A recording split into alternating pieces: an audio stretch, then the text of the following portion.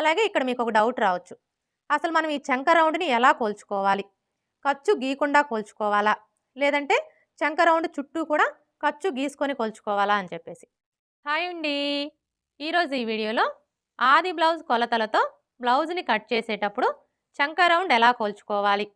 అలాగే చంక రౌండ్ ఎక్కువ తక్కువలొస్తే ఎలా సరిచేసుకోవాలి అనేది ఇప్పుడు చూద్దాం. చూడండి, ఫస్ట్ అయితే మనం ఏ సైజు వారికైనా సరే చంక డౌన్ అనేది 6 ఇంచులకి మార్క్ చేసుకోవాలి. ఇలా మార్క్ చేసుకున్న తరువాత ఇప్పుడు ఈ కార్నర్‌కి మధ్యలో ఈ విధంగా ఒక మార్క్ చేసుకొని ఇక్కడ ఒక లైన్ డ్రా చేసుకోవాలి.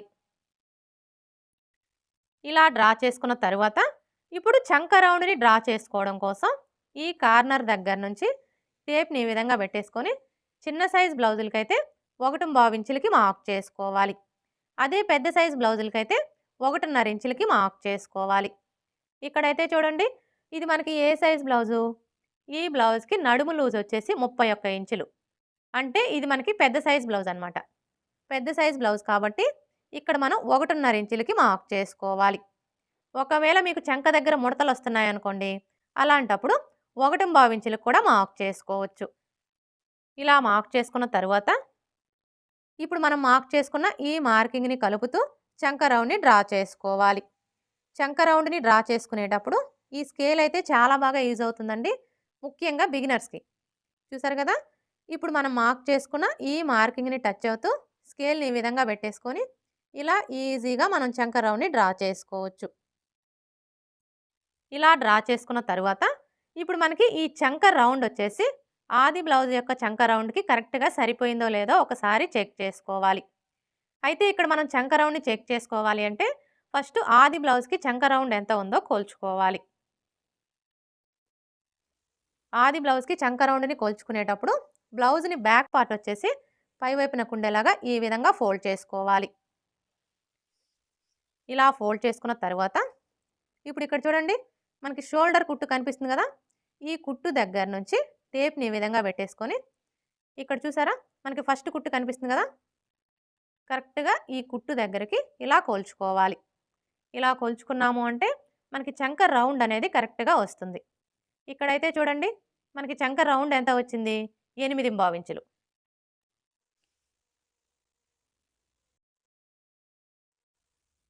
ఇప్పుడు ఇక్కడ కూడా మనకి 8.25 ఇంచులు రావాలి. చూడండి, ఇక్కడ మనం కొలుచుకునేటప్పుడు ఇక్కడి నుంచి టేప్‌ని ఈ విధంగా పెట్టేసుకొని ఇలా కొలుచుకోవాలి. అంటే షోల్డర్ ఖర్చుతో కలిపి కొలుచుకోవాలి.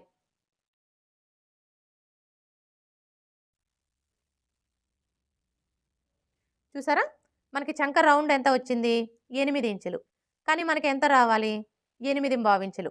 అంటే మనకిక్కడ పావించి తగ్గిందనమాట. ఇప్పుడు మనం ఈ పావించిని పెంచుకోవాలి. ఎలా పెంచుకోవాలి అంటే ఇక్కడ చూడండి, మనం చంక డౌన్ వచ్చేసి 6 ఇంచులకి మార్క్ చేసుకున్నాం కదా! ఇప్పుడు ఒక పావించి ఎక్స్ట్రా మార్క్ చేసుకోవాలి.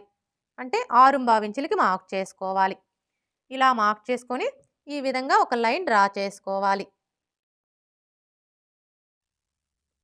ఇలా డ్రా చేసుకున్న తరువాత ఇప్పుడు ఈ కార్నర్‌కి మధ్యలో ఈ విధంగా ఒక మార్క్ చేసుకొని ఇక్కడ ఒక లైన్ డ్రా చేసుకోవాలి. ఇలా డ్రా చేసుకున్న తరువాత ఇప్పుడు ఈ కార్నర్ దగ్గర నుంచి టేప్‌ని ఈ విధంగా పెట్టేసుకొని 1.5 ఇంచులకి ఒక మార్క్ చేసుకోవాలి. ఇలా మార్క్ చేసుకున్న తరువాత ఇప్పుడు ఈ మార్కింగ్‌ని కలుపుతూ చంక రౌండ్‌ని డ్రా చేసుకోవాలి. ఇలా డ్రా చేసుకున్న తరువాత ఇప్పుడు మరలా ఒకసారి చంక రౌండ్‌ని కొలుచుకోవాలి. చూడండి, ఇక్కడి నుంచి టేప్‌ని ఈ విధంగా పెట్టేసుకొని ఇలా కొలుచుకోవాలి.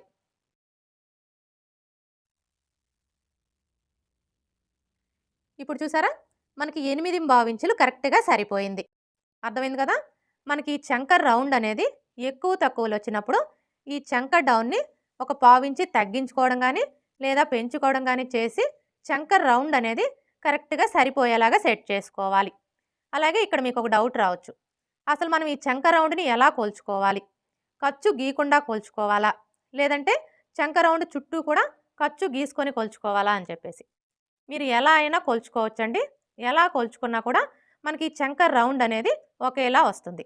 కాకపోతే మీరిక్కడ ఖర్చు గీసుకోకుండా కొలుచుకోవాలి అనుకుంటే చూడండి, ఇక్కడి నుంచి టేప్‌ని ఈ విధంగా పెట్టేసుకొని ఇలా కొలుచుకోవాలి.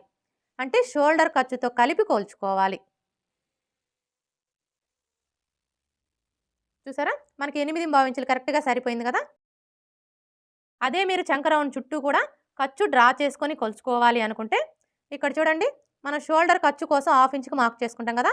ఈ షోల్డర్ ఖర్చు హాఫ్ ఇంచి వదిలేసి చంక రౌండ్ చుట్టూ కూడా ఈ విధంగా ఖర్చుని డ్రా చేసుకోవాలి. అంటే మనం స్టిచ్చింగ్ చేసేటప్పుడు హ్యాండ్ జాయింట్ చేయాలి అంటే ఖర్చు కావాలి కాబట్టి ఈ విధంగా ఖర్చుని డ్రా చేసుకోవాలి. ఇలా డ్రా చేసుకున్న తరువాత ఇప్పుడు ఈ షోల్డర్ ఖర్చు హాఫ్ ఇంచి వదిలేసి ఇక్కడి నుంచి టేప్‌ని ఈ విధంగా పెట్టేసుకొని ఇలా కోల్చుకోవాలి. చూసారా? మనకి 8 ఇంచులు కరెక్ట్‌గా సరిపోయింది. అర్థమైంది కదా! మనం ఈ చంక రౌండ్ అనేది 2 విధాలుగా కొలుచుకోవచ్చు.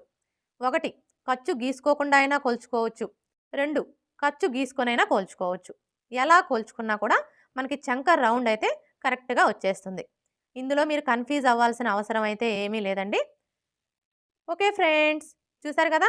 ఆది బ్లౌజ్ కొలతలతో బ్లౌజ్‌ని కట్ చేసేటప్పుడు చంక రౌండ్ ఎలా కొలుచుకోవాలి, అలాగే మనకి చంక రౌండ్ అనేది ఎక్కువ తక్కువలొస్తే ఎలా సరి చేసుకోవాలి అనేది ఈ వీడియో గనుక మీకు నచ్చినట్లయితే లైక్ చేయండి, షేర్ చేయండి, అలాగే సబ్స్క్రైబ్ చేసుకోండి. Thanks for watching.